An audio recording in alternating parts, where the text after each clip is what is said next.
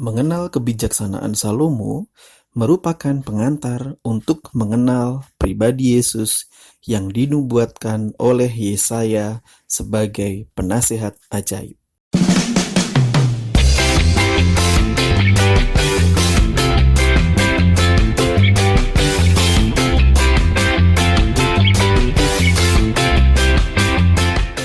Anak-anak terkasih, marilah untuk mengawali pelajaran kita pada hari ini, kita bersatu di dalam doa. Dalam nama Bapa dan Putra dan Roh Kudus. Amin. Allah Bapa yang Maha Baik, Engkau senantiasa mendampingi umat pilihan-Mu dengan penuh kebijaksanaan. Pada kesempatan ini kami akan belajar mengenal kebijaksanaan-Mu lewat tokoh Salomo. Bantulah kami agar pengenalan akan tokoh Salomo membantu kami untuk semakin pandai memilih yang baik, sehingga kami tumbuh dan berkembang sesuai dengan rencana-Mu. Demi Kristus penasihat kami. Amin. Dalam nama Bapa dan Putra dan Roh Kudus. Amin. Halo anak-anak semua, apa kabar semuanya?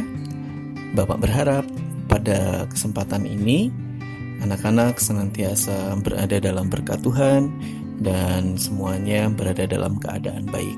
Oh iya, jangan lupa, semoga kita senantiasa bersyukur ya dalam keadaan apapun.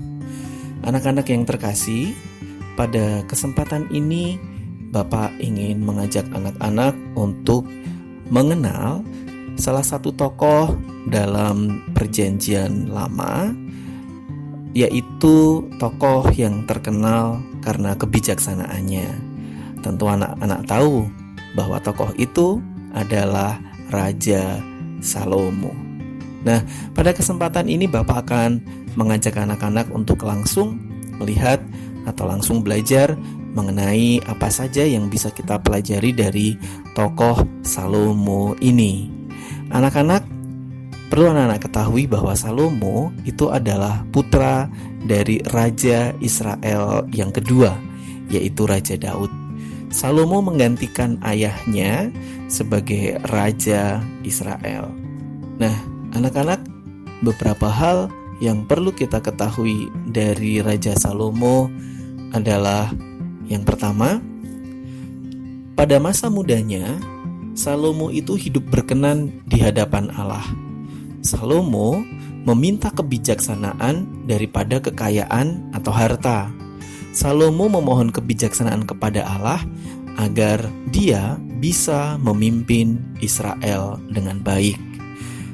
Seperti halnya Daud, anak-anak, Salomo diangkat oleh Allah menjadi Raja Israel ketika usianya masih sangat muda. Maka karena dalam usia yang masih muda itu, Salomo mengalami kebingungan. Nah, bagaimana cara supaya bisa memimpin rakyat dengan baik? Maka ketika ditanya oleh Allah, apa yang engkau inginkan? Salomo tidak meminta harta, tidak meminta kekuasaan, tetapi Salomo meminta hati yang bijaksana. Hati yang bijaksana adalah tentu saja tetap menomorsatukan Allah, bisa membedakan mana yang baik dan yang tidak baik. Yang kedua, anak-anak, kebijaksanaan Salomo itu teruji pada saat berhasil memutuskan perkara yang sangat terkenal, yaitu ketika ada satu bayi yang diperebutkan oleh dua ibu. Kebijaksanaan Salomo ini terbukti saat ia berhasil memberikan bayi itu kepada ibu yang memiliki cinta kepada bayi tersebut. Anak-anak bisa membaca kisahnya pada buku cetak anak-anak. Di sana akan dijelaskan bagaimana konflik atau masalah yang dialami oleh dua orang ibu, dan akhirnya dua orang ibu itu menghadap kepada Raja Salomo. Lalu akhirnya Raja Salomo dengan kebijaksanaannya bisa memutuskan perkara itu dengan sangat baik. Nah, yang ketiga adalah anak-anak, beberapa keteladanan Salomo yang tentu saja bisa kita ikuti adalah pertama, seperti yang tadi setelah Bapak sampaikan, Salomo ini dikenal sebagai raja yang bijaksana.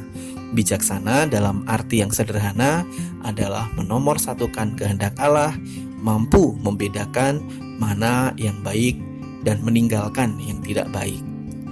Yang kedua adalah Salomo ini memiliki kepribadian yang sederhana. Dan yang ketiga, Salomo menjalin perdamaian dengan sesamanya. Dalam beberapa situasi memang Raja Salomo ini lebih mengedepankan toleransi, berdamai dengan bangsa-bangsa atau dengan suku-suku yang ada di sekitar Israel.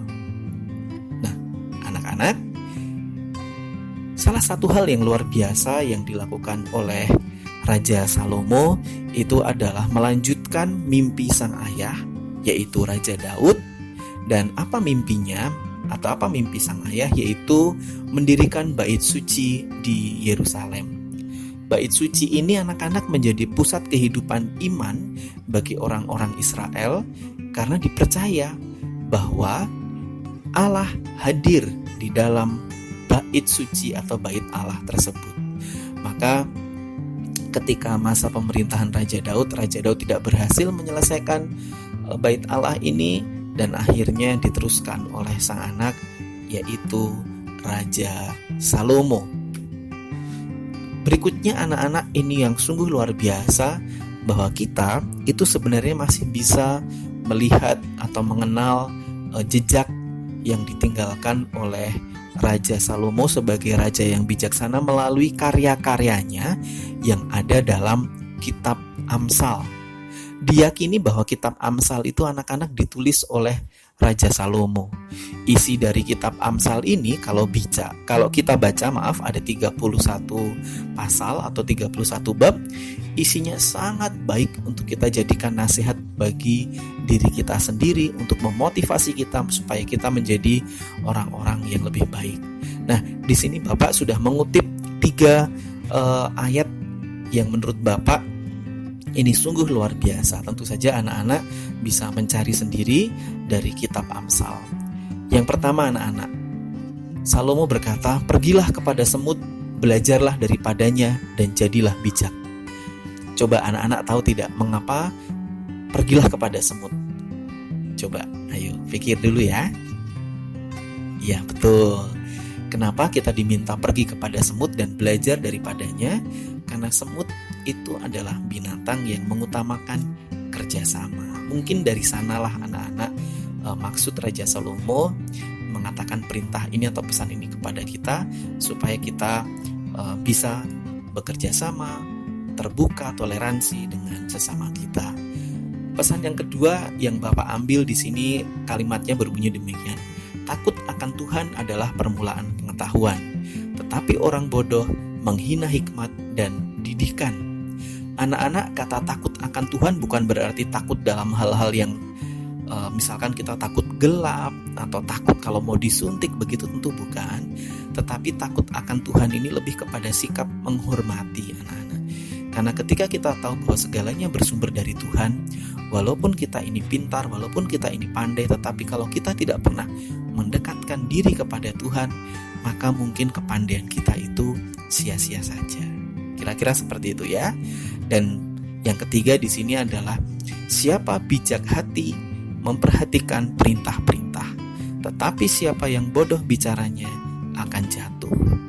Ini mungkin mirip dengan ayat yang sebelumnya, yaitu takut akan Tuhan itu. Maksudnya tentu saja perintah yang dimaksud di sini adalah perintah dari Tuhan yang turun melalui orang tua, melalui bapak ibu guru, atau melalui hal-hal yang positif yang kita temukan. Dan mari kita perhatikan bahwa segala motivasi, segala nasihat yang baik berasal dari siapapun. Kita perhatikan itu supaya kita menjadi orang yang bijaksana. Nah, anak-anak, setelah kita mempelajari atau mengenal secara singkat siapa Raja Salomo, kiranya di sini Bapak mengajak kalian untuk mengambil pelajaran penting dari kisah Raja Salomo yang bijaksana. Tentu saja ini Bapak rangkum ya anak-anak dari apa yang telah Bapak jelaskan. Yang pertama adalah anak-anak, mari kita menjadi bijaksana seperti Salomo. Dan arti bijaksana yang sudah Bapak sampaikan berkali-kali di sini adalah menomorsatukan Tuhan di dalam hidup, mampu membedakan yang baik dan yang kurang baik, serta kita mengikuti yang baik. Yang kedua adalah karena Salomo meminta hati yang bijaksana, maka Allah memberikannya kuasa dan hormat. Apa yang penting yang ketiga? Yang ketiga adalah Salomo menjadi raja Israel yang ketiga setelah Saul dan Daud sang ayah. Dan yang terakhir anak-anak, kita masih bisa mengenal siapa Raja Salomo, kita masih bisa mengetahui jejak dari Raja Salomo yang luar biasa melalui kitab Amsal yang baru saja Bapak berikan. Juga kita bisa membuka kitab Pengkhotbah dan beberapa ayat di dalam kitab Mazmur. Baik anak-anak, demikian pelajaran kita mengenai Raja Salomo. Semoga kebijaksanaan Raja Salomo pelan-pelan menyatu dengan diri kita, dan kita semua semoga sungguh akhirnya menjadi anak-anak pembawa damai. Terima kasih anak-anak, berkat Tuhan menyertai kita semua. Amin.